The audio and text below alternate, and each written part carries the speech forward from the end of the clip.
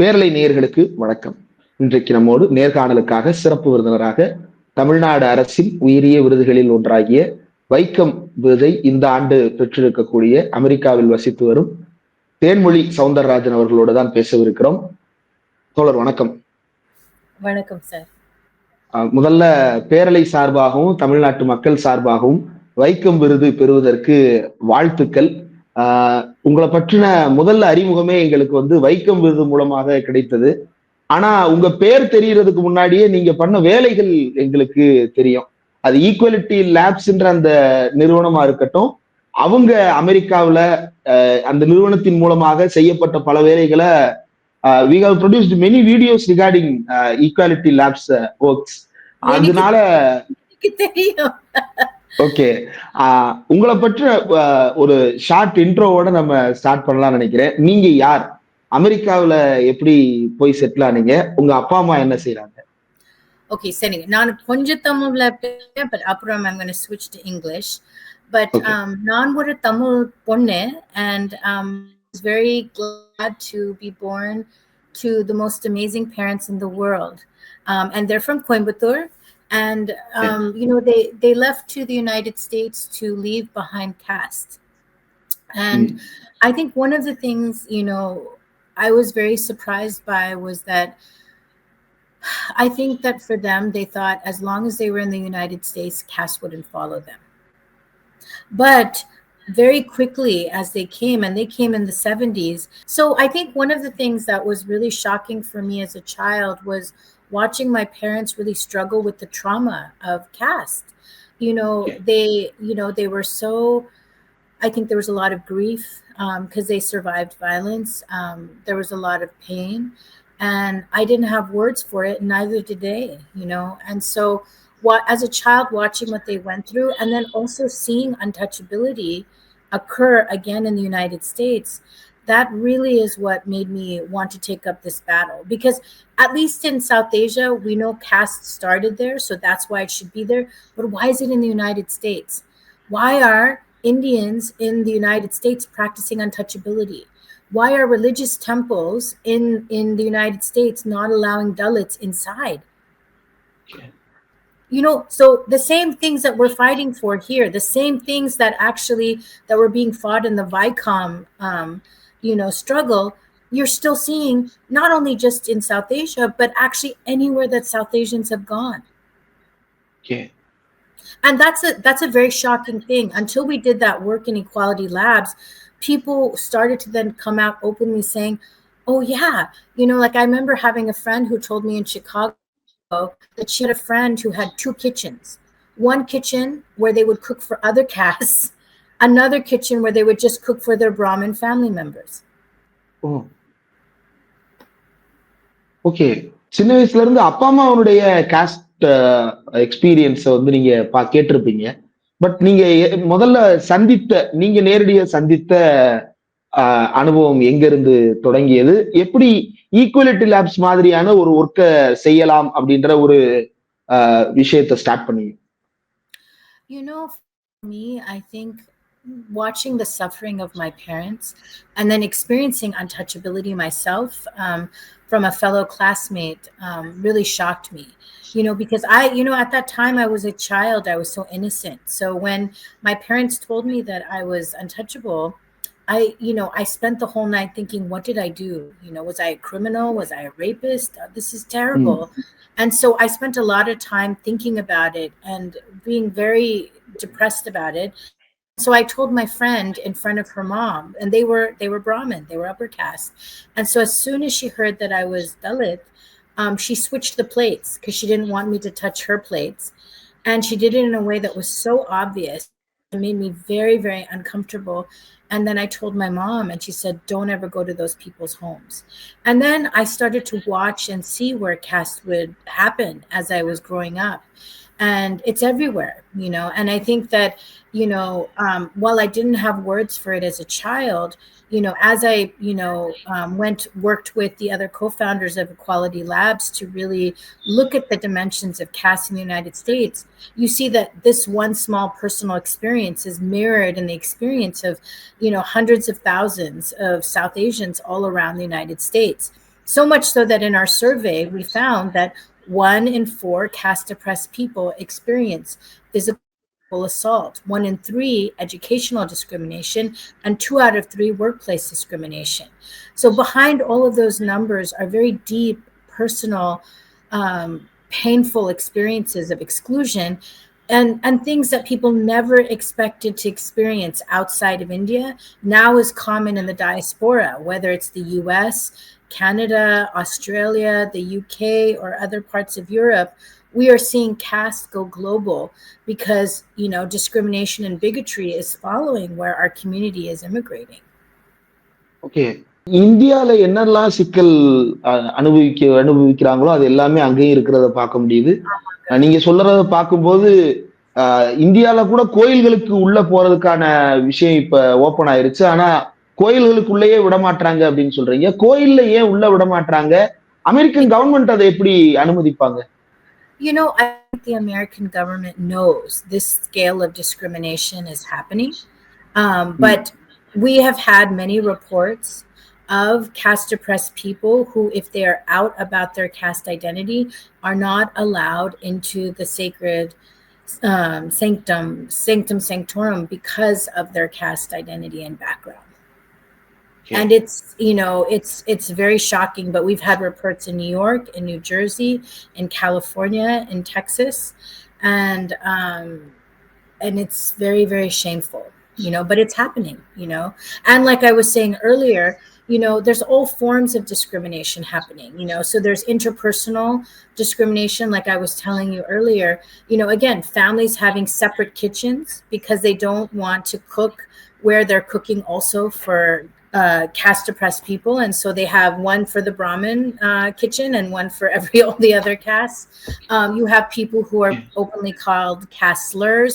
You have housing discrimination, and again, you have workplace discrimination, which ever since the Cisco case, we have heard thousands of caste oppressed people come forward talking about discrimination in multiple industries, from restaurant work to the building trades to farm workers to tech to lawyers to doctors to nurses. It's a really challenging environment, and it's why we need to be strong, just like Ambedkar, just like Ayodhyadas, just like Ayankali, and really speak that when we see this injustice, we must not rest until all of us are free. Yes. இந்த work place discrimination அப்படின்றத எப்படி புரிஞ்சுக்கிறது? ஏன்னா அமெரிக்கால நீங்க இருக்கீங்க, பெரும்பாலான நகரங்கள் மெட்ரோபாலிட்டன் சிட்டிஸ், உலகத்துல இருக்கக்கூடிய பல நாடுகள்ல இருந்து அங்க வேலை பார்க்க ஆள் வந்திருப்பாங்க. அப்ப வி ஆர் மைனாரிட்டிஸ். அந்த ஒரு பெரிய நிறுவனத்துல ஒரு பெரிய கார்பரேட்ல இந்தியன்ஸ் அப்படின்னு கனெக்ட் பண்ணோம் அப்படின்னா வி வில் பி மைனாரிட்டி. இல்ல, இந்த மைனாரிட்டிக்குள்ள ஏன் இந்த டிஸ்கிரிமினேஷன் அப்படின்றது? இந்த யுனைடெடா இருக்கும் பொழுதுதான் பலம் அப்படின்லாம் சொல்ற கான்செப்ட்லாம் அங்க யாரும் பேசுறது இல்லையா? ஏன் இந்த சின்ன குரூப், ஒரு 100 பேர் இருக்கிற கம்பெனில இந்தியன்ஸ் மேபி ஒரு 2 பேர் அல்லது 3 பேர் இருக்கலாம், அந்த 3 பேருக்குள்ள இவ்வளவு விஷயங்களை ஒரு குறிப்பிட்ட காஸ்ட் மற்ற எல்லா காஸ்ட் மேலேயும் செய்யறாங்க? Yes, I mean, you would think that like having racial solidarity would trump being discriminatory on the basis of caste. But that's not what's happening, And I think you see caste discrimination most heavy where you have industries where there's high concentration of South Asians. So tech is a really good example, right? So you have these castes, institutes of technology, right? You have alumni networks that then recruit forward, and their recruiting networks are castes, right? They help people get through referrals, and then they start to stack departments with very, very similar castes. So we've heard this in companies like Cisco, at IBM, at Apple. Whole departments might just be one particular caste because people have just hired and referred only their own networks. And then people that are not from those communities face very hostile work environments. So they're, they're getting lesser pay. They're facing slurs and discriminatory comments at work. There might be sexual harassment. They're also getting unfair evaluations and then being kicked out, shoved out, so that again, they can make room to make these departments more of a monocaste. So, and the first reports that we heard about this were actually not necessarily from South Asian workers, but from workers from other races that were being pushed out to make room for more people of those monocastes. So they are also discriminating other race peoples to Yes, get the exactly. single caste. அதாவது பிராமணர்கள் மட்டுமே உள்ள இருந்து கொள்ளும் வகையில பிற நாடுகளை சேர்ந்தவர்களையும் discriminate பண்ணி வெளியே அனுப்புறதா? Yes. இப்ப இது கம்பெனில ஹெச்ஆர் பாலிசி இருக்கும், கிரீவன்ஸ் செல்ஸ் இருக்கும். அது எதுலயுமே அங்கேயும் இவங்க தான் இருக்கிறாங்களா? அதுல எல்லாம் ஏன் வந்து நம்மளால இந்த கிரீவன்ஸ் அட்ரஸ் பண்ண முடியல? So Tola, that is such a good question. And the thing is that American HR is trained only in American frameworks of race. They do not understand or are knowledgeable about caste. So even though these are American companies, they're global workforces. And so that lack of competency related to caste and caste discrimination has created chaos. So even if someone brings forward the issue of caste, HR will say, oh, that's not covered. That's exactly what happened in the Cisco case, right? Because they're like, well, how can he be discriminatory to you because you're an Indian, they're an Indian. Right? They either willfully do not understand or there is genuinely lack of a competence for it. So this is actually why one of the best things that we can do is push for caste DEI. Push for caste equity training. Make sure that all the grievance cells understand that they have to implement the rule of law and protect our peoples wherever they might be. And then ask and have people celebrate and understand the holidays of caste oppressed people so we're not invisibilized, you know. But HR is failing our workforces because they should stop it, but they are not trained, and oftentimes they are allowing discriminatory unlawful behavior to occur. That's why the Cisco case was brought forward. Okay. Cisco case வந்து ரொம்ப ஒரு முக்கியமான study. International லெவல்ல cost based ஸ்டடிஸ்ல Cisco study ரொம்ப முக்கியமானது. நீங்க இந்த ஜாதியை சேர்ந்தவர்ன்றதுனாலயே இவ்வளவு டிஸ்கிரிமினேஷனை பார்க்க வேண்டியது இருக்கு அப்படிங்கும் போது இந்த மாதிரியான ஒரு ரிப்போர்ட்டை வெளியே கொண்டு வர்றது அப்படின்றது வந்து காஸ்டிஸ்ட இன்னும் ரொம்ப ஷாக்குக்கும் இன்னும் ரொம்ப அக்ரவேட் பண்றதுக்குமான ஒரு சூழலை உருவாக்குது. அப்ப அதை எப்படி எதிர்கொண்டீங்க? என்ன மாதிரியான ரெசிஸ்டன்ஸ் எல்லாம் வந்தது உங்களுடைய ரிப்போர்ட்டுக்கு? The thing is that all you have to look at is the fact that bigots are afraid every time we create and document the consequences of their bigotry. So data should not make anyone afraid. If you're really doing things that are right, you should not be afraid of the truth.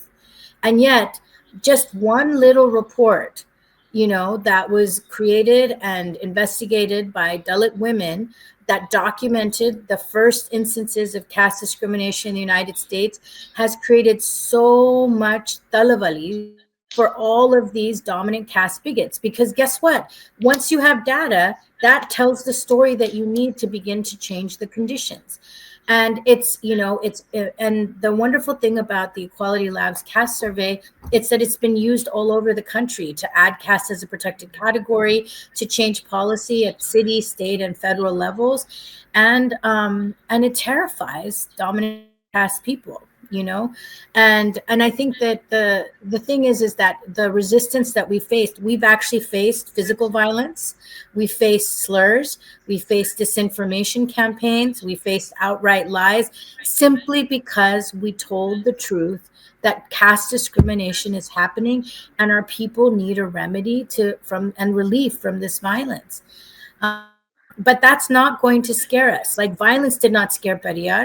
You know, we have the Vaikam agitation because you cannot deny the battle for justice. You cannot deny the battle for self-determination. You cannot deny the battle for self-respect. And so, you know, I think the best thing that we can do is as an anti-caste movement is to continue to speak truth to power, to continue to do epistemological research and battles for the understanding of how much we are wounded by caste, but to also ask for healing, repair, and accountability. So we're not going to be afraid, but it is true that to do this work, you become a target for people who want to continue the right to be bigoted, and the thing is, the law is on our side, so we have to keep just fighting with the purpose of our freedom. Okay.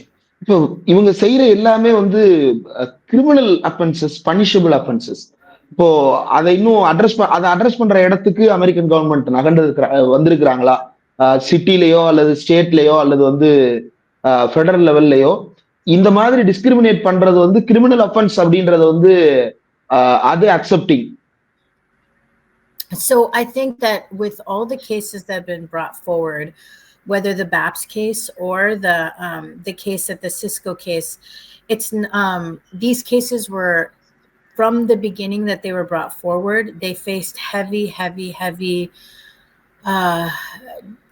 interference and intimidation from dominant caste interests, from countersuits to intimidation and harassment of the lawyers in the Civil Rights Office, to massive disinformation campaigns and harassment. It's terrifying, and it's rather embarrassing that you have, a small group of very wealthy people that want to undermine the Office of Civil Rights in our states, and yet that's exactly the undemocratic, practices that they did. So with the Cisco case, where it is right now, it's continuing to be in arbitration. It's now, we don't have like a where it's at, but I think that the courage of John Doe, who came forward, empowered so many Dalits to come forward. I think that, the power of what he did enabled us to speak out all across the country. And it also helped to fuel the battle for SB 403 and to try to make caste a protected category at a state level. And while we won both the houses in the assembly on that bill, ultimately Gavin Newsom vetoed that bill, in part because he's corrupt. And we had dominant caste efforts that told him, if you president, you can't sign this bill. But even in his veto, we won, because he said, I am not going to add this because current law ensures that caste is covered. So boom, we got what we wanted, because before we had done that, it was unclear, and our opposition was saying caste is not covered. We got our opposition to say caste is covered. That is how terrified we were by the agitation of caste oppressed people. And that's the thing. Every time we fight, we get stronger. And I think that's the one message I have for all of our comrades there, is that it can feel so daunting sometimes, how hard the arc for justice can be. But I think it's very important that we don't give up the fight, because every time we fight, we get a win that helps us go the next direction to where we might need to go, And, Ayodhi Das is a very good example of that. I love Ayodhi Das because he was actually the first organizer of the diaspora. He organized all of us who had gone to many different nations in that time where people were traveling as coolies. Did you know about this? He was the first. He was Professor Gajendran Ayuradai has some really amazing writing about this, which is where I learned of it. But basically, he organized all of the first Parians that were part of coolie networks, right? They went to the Kolar goldfields. They went to Australia. They went to, Sri Lanka. They went to all the parts of the British Empire. And so he would organize them and have them through Water Paisa, his newspaper. And the main connection point was that they would be, wherever they went, they were Buddhist, and that they would send money back to help uplift more of the Parian community. Okay. And that idea of being transnational wherever we are, as we're breaking, caste, crossing the Kalapani, we never we're from. We always uplift the people that we can. And he had no patience for the English colonizers or the Brahmin sympathizers. So in Water Paisa, he's always smashing them nicely, and also coming up with like innovative ways to subvert their policy, was such an innovative, smart thinker. And we're blessed with so many people like that. Periyar, Ayangali, he's such a genius. When you think about what he did to organize people for basic breaking open the roads, and how terrified they were because he was not afraid to be clothed and be in the buffalo cart, and saying, we'll organize in the fields. If you don't give us free education, won't till your fields. Like Periyar and Ambedkar and all of these figures, they give us the energy that we know we need now to take the next battle of anti-caste forward.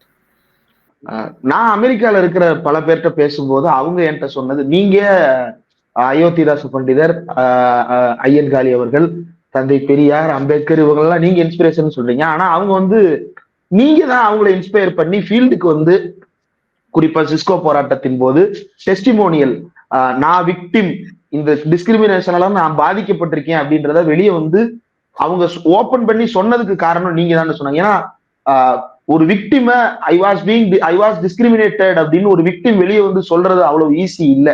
he will face more discrimination even after the testimonial. அப்போ they need some courage. எப்படி அந்த டெஸ்டிமோனியல்ஸை வெளியே கொண்டு வந்தீங்க? அந்த டெஸ்டிமோனியல்ஸை வெளியே கொண்டு வரும்போது நீங்க ஃபேஸ் பண்ண challenges? I think that first of all, it's a really big honor, and to know that we're in this movement together. And if even some small act that I did helped make another victim come forward, then I feel like I've done my job, But I think that working with survivors is very, very, very sensitive, especially for our people, because, there's a feeling like people left and they thought they would never see it again. And then when it happens here and then you don't know where you can go, it can be the lowest moment of your life. And we have worked with people who have been survivors of caste-based sexual violence in the United States. We have worked with people who have faced housing discrimination, domestic violence, workplace discrimination. It's tremendous.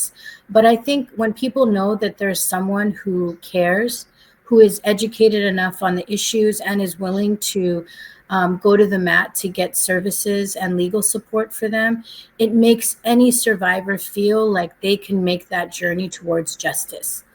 But I also think another key part of this is that the legal battle, the battle for justice, is not the same as the journey towards healing. They're actually two things. Especially, as like even in India, like when you're fighting in the courts, that is not a healing process. That's actually another place where you get injured because of all of the tremendous corruption and slowness to the access of justice our people have. But I think that a really important principle we have in Equality Labs is that in addition to whatever we might do legally or from a policy perspective, healing is also very important. And so we make sure that there's a lot of services that our people have access to, from, caste competent therapists, training people in somatic modalities that allow them to really hold their grief and move forward. And it's a big reason why I wrote my book, The Trauma of Caste. I wanted our people to be able to have a platform to say, caste is harmful, it has given me pain, and I have a right to heal the face of caste. Okay. இந்த overall journey அப்படின்றது இன்னொரு நண்பர் ரொம்ப ஆச்சரியமா சொன்னது என்ன அப்படின்னா, அமெரிக்கால he said ABCD, American born something, the first generation kid, American born confused desi, ABCD. American born confused desi. In that category, likewise, we say 2K kids, the new generation kids of the India, they will be called the 2K kids or Gen Z kids. Likewise, I can understand the ABCD. He said that within that confused Indian people, ஐடியாலஜிக்கலா கிளியரா இருக்கிற ஆட்களை கண்டுபிடிக்கிறது ரொம்ப கஷ்டம். அவங்க இந்தியனா அமெரிக்கனான்ற குழப்பத்துல இருப்பாங்க, அவங்களுக்கு காஸ்ட்னா என்னன்றது புரியாது, இப்படி நிறைய சிக்கல் இருக்கும் அவங்கள்ட்ட. ஆனா தேன்மொழி அப்படி இல்ல, அவங்க அதையெல்லாம் தாண்டி இது எல்லாத்தையும் புரிஞ்சுக்கிட்டது எங்களுக்கு ரொம்ப பெரிய ஆச்சரியமா இருந்தது அப்படின்னு அவங்க சொல்லியிருந்தாங்க. உங்களோடு இருக்கக்கூடிய கோ ஏபிசிடி பீப்புள் இதை எப்படி புரிஞ்சுக்கிறாங்க? So I think that there's a lot that happens when someone is ABCD, meaning that, when Indians go to the United States, you become racialized as a South Asian. So Okay. that's the racial category, and you experience racism, but you're kind of put into a category with people who actually might have been your oppressors back home. Right. So it's very uneasy, very tenuous. And most Indians, when they travel abroad, as soon as they come to the they try to forget everything in terms of their trauma from India. So they're just like, not going to remember this. I'm going to remember that we celebrate some holidays, but that's it. My goal is this new life, this new world, and they try to shove it all away. And so their children do grow up confused because they only learn part of their history. They only learn partial truths, and they only learn hidden memories, but they have a lot of questions. So I think my other peers who I grew up with and other people that are second generation, they are both amenable to learning more because their parents aren't telling them things, but they also are observational. So when they go back with their families and they see how their families exist, they have questions like, well, mom, why do our families back at home have servants? Why are they sitting on the floor and eating when we're sitting at the table? Why don't they have kids? Why are they given food in a broken cup? And then when they ask questions about it, they're told, oh, you're ABCD. You don't really know how it works. You don't have a right to have an opinion or say things. But actually, they do, because the crossing of the Kalapani means they have been exposed to critical thinking, they've been exposed to a whole other framework, and they've experienced racial injustice. So when they see racism, that really helps them understand no human should be dehumanized. So when then they see caste dynamics, they're like, this doesn't make sense. I don't want this. This is absolutely absurd. And so I actually think that there's such a fertile ground to keep mobilizing and working with those communities. And in fact, that's what we've done in Equality Labs. And the really remarkable thing is, because we use that framework of healing, we are converting and really able to help confront their legacies of caste bigotry. Like in our trainings, we have an unlearning caste supremacy workshop. We have the of people who helped to found the overseas party of the BJP, and the VHP of America, and all of those groups there. Their children are leaving those groups and joining anti-caste groups because they know that it's wrong.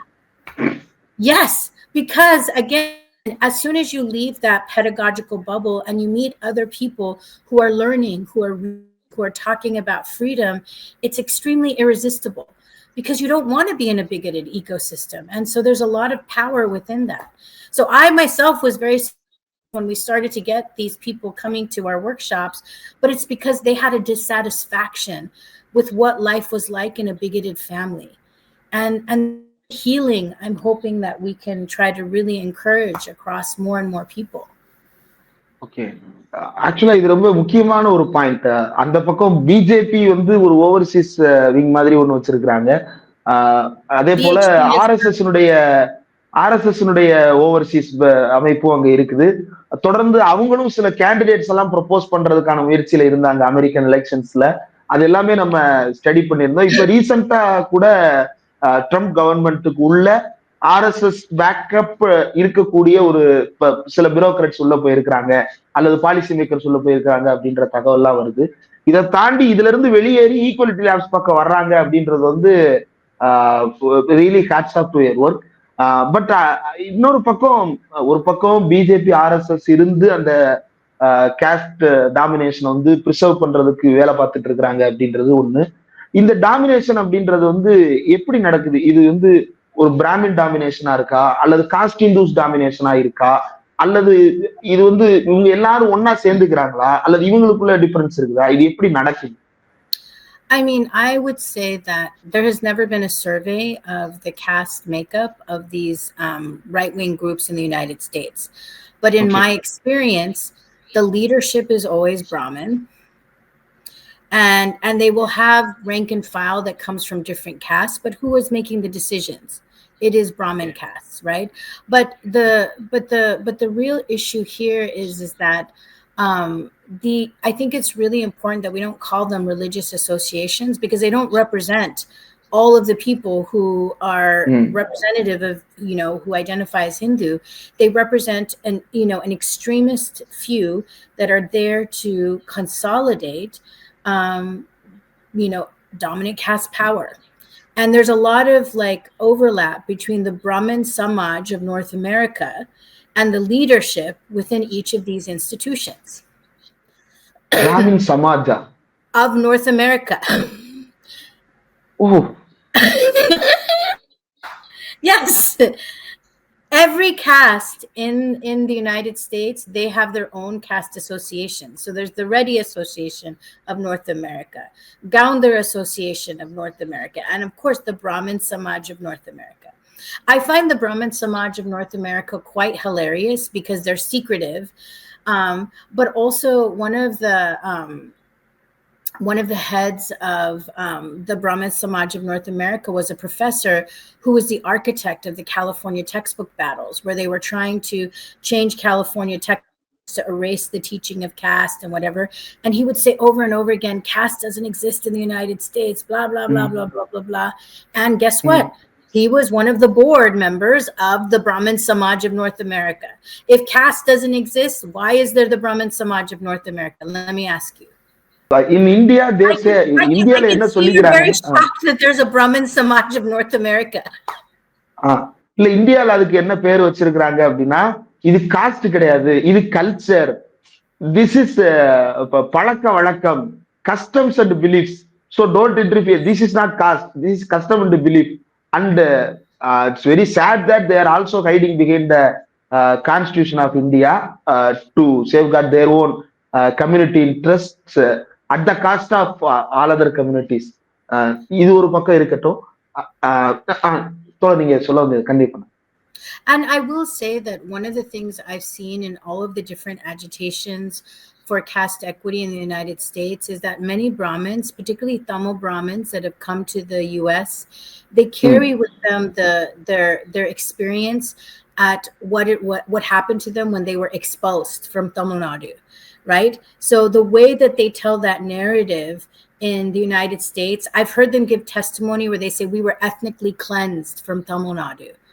We were, or they'll say, we remember what it was like when we were targeted as Brahmins. And so, and they've given testimony like this in the different counties, saying that we were ethnically cleansed for the region. We know what it's like to be targeted for our caste. This is why it's so dangerous to have people that follow Periyar. They look at the ways that they targeted us as Brahmins. So this wound has followed them to the US. And it makes them act even more egregiously towards caste issues. So I think caste anywhere is very tough thing to do that. But on behalf of the people of Tamil Nadu, we congratulate you and we wish you should do more works for the betterment of everyone who is living there. இந்த விருது உங்களுக்கு கிடைச்சது, உங்களுக்கு எப்படி இந்த விருது கிடைக்குது அப்படின்றத எப்படி தெரிஞ்சுக்கிட்டீங்க? உங்களுக்கு யார் இந்த தகவலை சொன்னாங்க? இதை எப்படி பாக்குறீங்க? I fell out of my chair. I couldn't believe it. When someone from the government reached out to me, I thought, oh no. I was worried what was going to happen. I did not think that I was going to get an award. And then when it happened, I was so thrilled. And really, I think it's a testament to the Tamil people. No matter what else is happening in the country, Tamil people will always stand up for justice, without a doubt. Wherever we are fearless. And I just felt so honored to receive this award, particularly because it's named after the Vaikam agitation, which I found so inspiring. And, it makes Tamil Nadu unique in all of the governments in South Asia to award on the basis of caste equity. And so I felt so proud to be Tamil. I felt so proud to be a daughter of Periyar. And I felt so proud that really in getting this award, it's not just me, it's really for every single person that has stood up for the ending and the annihilation of caste. And so I was just so proud. Okay. Your message to Chief Minister of Tamil Nadu, M.K. Stalin.